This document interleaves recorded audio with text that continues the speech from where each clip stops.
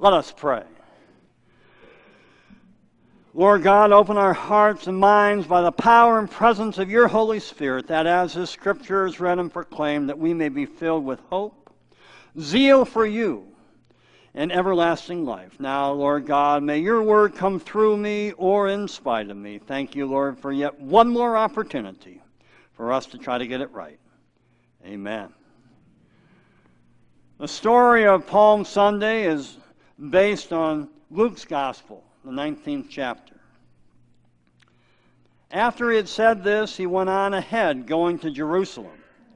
When he had come near Bethphage and Bethany, at the place called the Mount of Olives, he sent two of his disciples, saying, "Go into the village ahead of you, and as you enter it, you will find tied there a colt that has never been ridden. Untie it and bring it here. If anyone asks you, 'Why are you untying it?' just say, 'The Lord needs it.'" So those who were sent departed and found it as he had told them. As they were untying the colt, its owners asked them, "Why are you untying my colt?" They said, "The Lord needs it."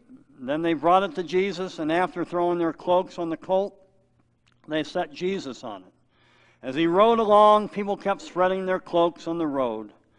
And as he was now approaching the path down from the Mount of Olives, the whole multitude of the disciples began to praise God joyfully with a loud voice for all the deeds of power that they had seen, saying, "Blessed is the King who comes in the name of the Lord. Peace in heaven and glory in the highest heaven." Some of the Pharisees in the crowd said to him, "Teacher, order your disciples to stop." He answered, "I tell you, if these were silent, even the stones would shout out." For centuries, the church has celebrated Palm Sunday, all the way back to the 8th century. We designated this time as the beginning of Holy Week, a time of journeying, an incredible journey of faith. That as we travel with Jesus along this road, that we will encounter the living Savior at the end of that path for new beginnings. We've celebrated this for centuries. The first Palm Sunday parade was in 1512 in a church in Spain. And so grand traditions, to be sure, within the life of the church. We have our parade. We have our palms. We sing boldly to the Lord. And we have a whole lot of fun. And for the most part, it's all pretty good. But what if we could take a satellite picture of the event that occurred about 2,000 years ago? What if we could raise ourselves above the crowd and see the reality that Jesus was riding into? Before the parade, everything seemed to fit together nicely, didn't it? Jesus said, "Go get the colt. It's all tied up. Don't worry about the owner. He'll do what you tell him to do." It was all good. He rode into town. They're prepared to ride into town just as King Solomon did several hundred years before him. And as he was going through, there was a group of disciples around him throwing their cloaks and their palm branches and everything down before him and yelling and screaming, "Blessed is the coming of the Lord." This was their chance. They cheered. The message that Jesus gave them, they heard it. They liked it, for it was a message of peace, of love, of hope for a new way of life. They heard this for over a year. According to the Gospel of Luke, according to the Gospel of John, it was 3 years, however long it may have been. They were hearing this message of redeeming grace that God is offering God's people. And so they knew what it was, or supposedly they knew what it was. But even with the knowledge of Jesus, they had difficulty in accepting who Jesus was.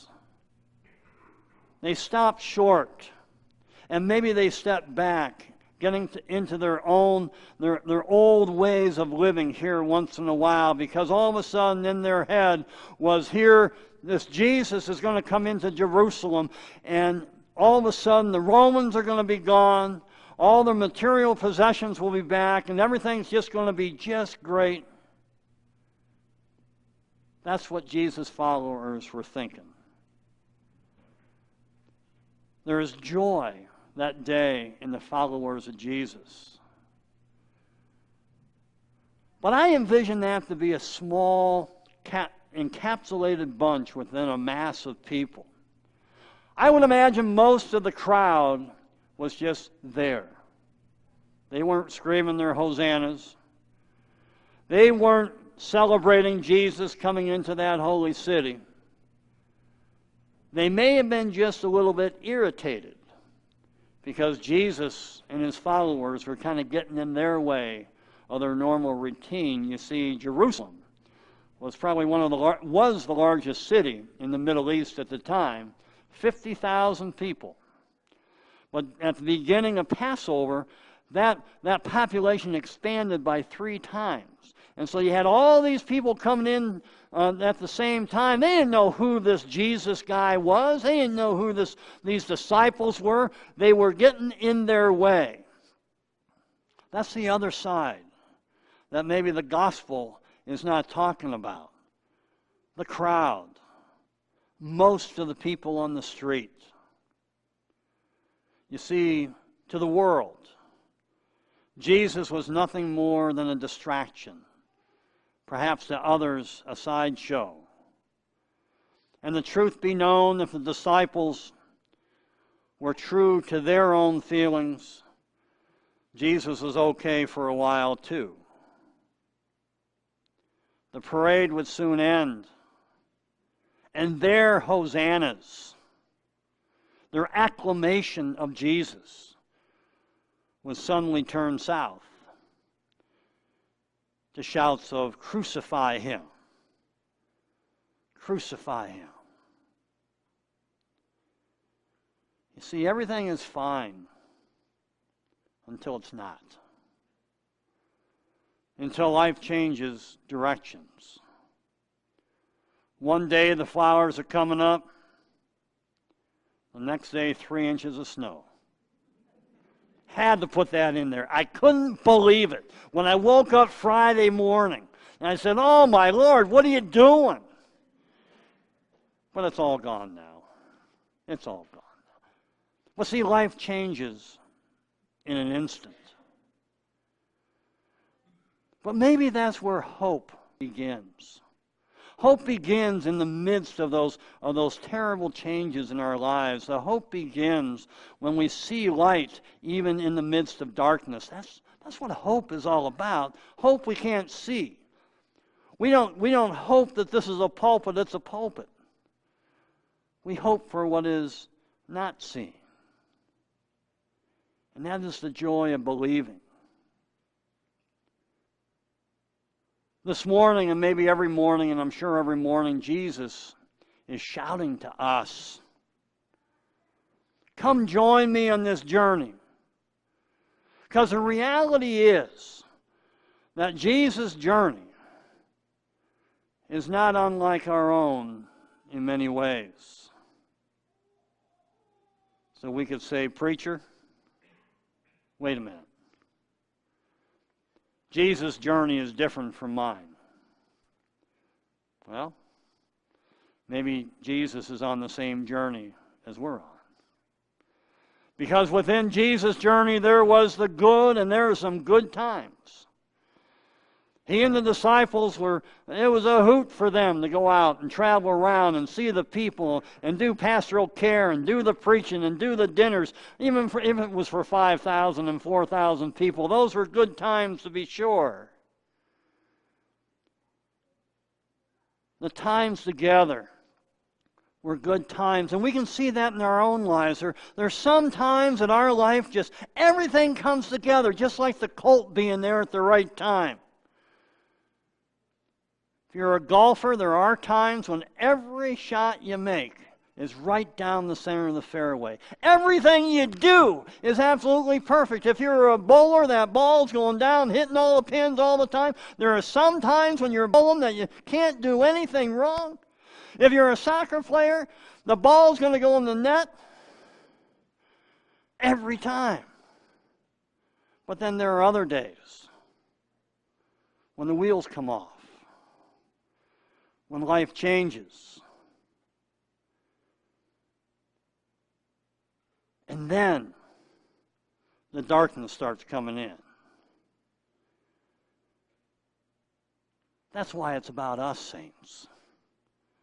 Because we have our good times, but we have our challenging times as well.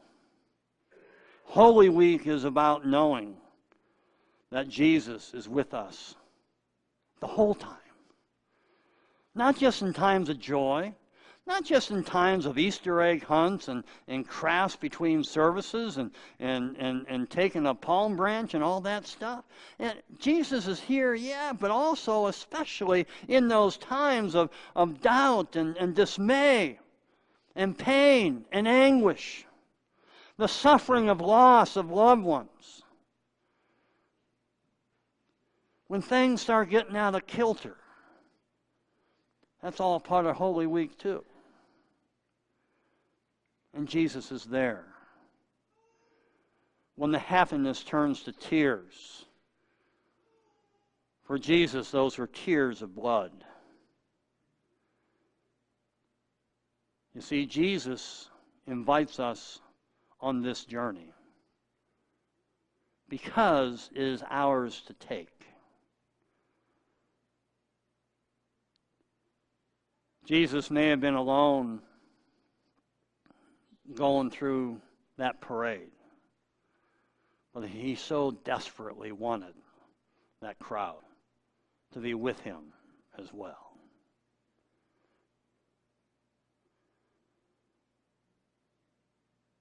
So Jesus invites us to be a part of something incredible, of life-changing, of transformation. And especially at times when we think we have it all together,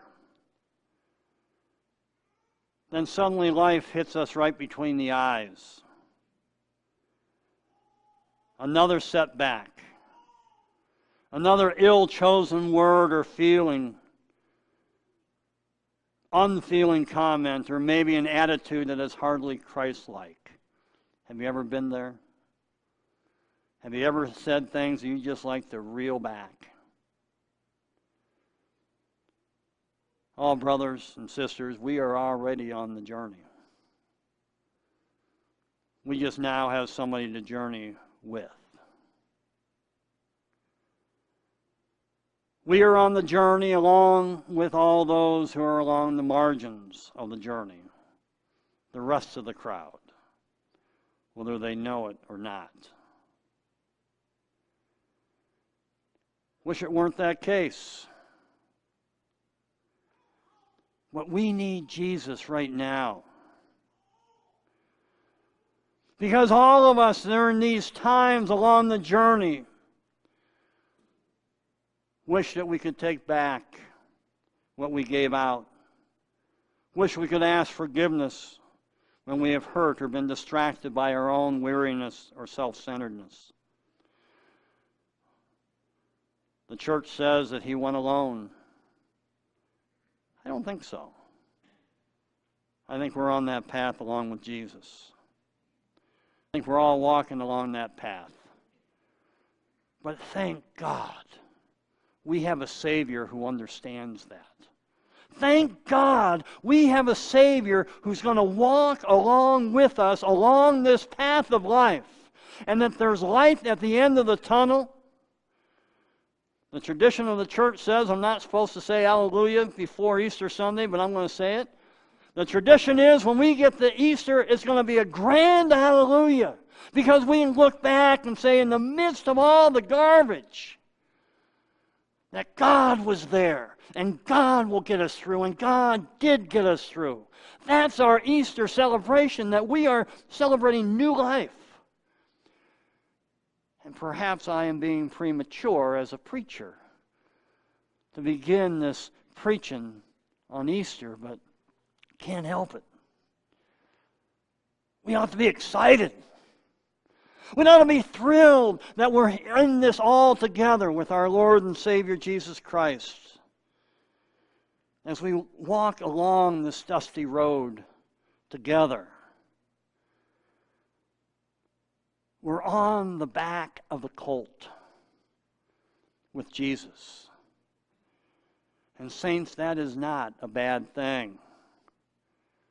Because on that journey, not in that crowd, but on the journey with Jesus, there is hope for a new day. There is forgiveness for the garbage of the day. There is joy of knowing that the cross is meant for us, and that Jesus hung there to give us another shot, another chance to get it right. In the midst of the shouting, in the midst of the tears, in the midst of the denials, the hypocrisy, in the midst of the sin and everything else, God is leading us to the cross and beyond that cross. And we can leave all that stuff hanging there because there's a new day coming. And that new day is in the Lord. So along this journey, this coming week, with every step, we are getting closer to getting it right. To live in grace that is beyond words.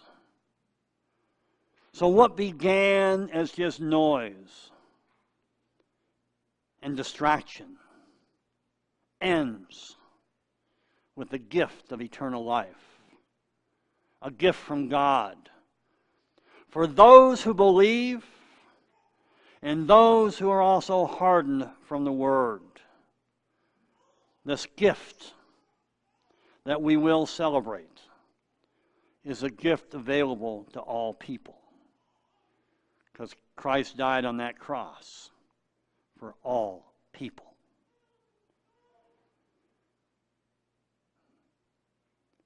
God speaks, even in the silence of our heart, especially in the midst of our brokenness and in the crowds of humanity. Saints, take this journey seriously. Take this journey of faith. Take this journey of hope. Take this as a new beginning. To look back and say, Lord, I messed up, but give me the strength to keep going. Because I'm not that person I was yesterday. Because of you. Because you took the journey of faith and invited us to do the same. Make this a holy week. When we all gather here Thursday evening at 7 o'clock, when we remember Jesus gathering with the disciples and giving of himself, when we again gather here Friday nights and remember that awful morning of the crucifixion, and then when we gather Sunday morning, when we gather Sunday morning, we will be the transformed people of God. And we will be alive in Christ. Those of us here and those of us in the great church triumphant, for we will all be one. Let the people of God say, Amen.